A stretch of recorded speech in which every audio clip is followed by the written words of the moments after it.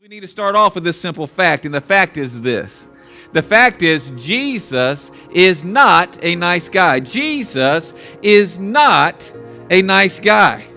Many of you have been taught all of your life, you've been brainwashed, you've been deceived, you've been snookered, as my grandpa would say, into thinking that Jesus is a nice guy. But I'm here to tell you, if you look at Scripture, if you read the letters of red in the Bible, then you will come to the inevitable conclusion that Jesus was not a nice guy. You're saying, Randy, I don't believe you. Well, take it from him. Notice what Jesus says in Matthew 17:17. Jesus replied, "You unbelieving and perverted generation, how long must I be with you? How long must I put up with you?" Now, by the way, that wasn't his enemies there. That was his church family. He was talking to those he went to church with. Now, is that how a nice guy talks to people? Does he call them evil and unbelieving and perverted and say, you know what, you're getting on my nerves? As my grandma would say, he's saying, you know what, you're getting on my everlasting nerve. I got one nerve left and you're jumping on it. Okay?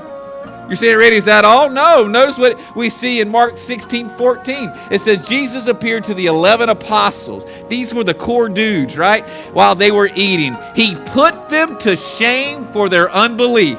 Now again, those were the inner circle. Those were the inner 11. Those were the ones left over after Judas betrayed him. These were Jesus' closest friends. Now, does a nice guy shame his friends? Does a nice guy humiliate his friends? You know, I've just been forced to realize that maybe I'm just weird.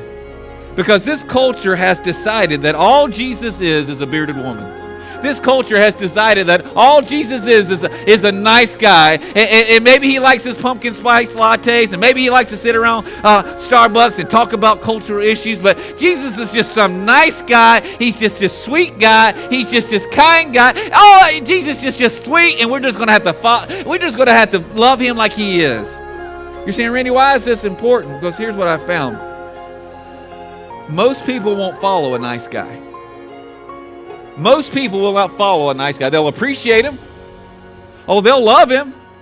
They'll be thankful for him. But most people will not follow a nice guy. And maybe, just maybe, that's why you're struggling following Jesus. Maybe, just maybe, you came in here today and you're feeling a little guilty because you know God's calling you to go to the next level with Jesus. You know God's calling you to follow Jesus. But you're saying, you know what? I don't want to be nice. I don't want to be a wimp. I don't want to be a 98-pound weakling and get pushed around and put sand in my face.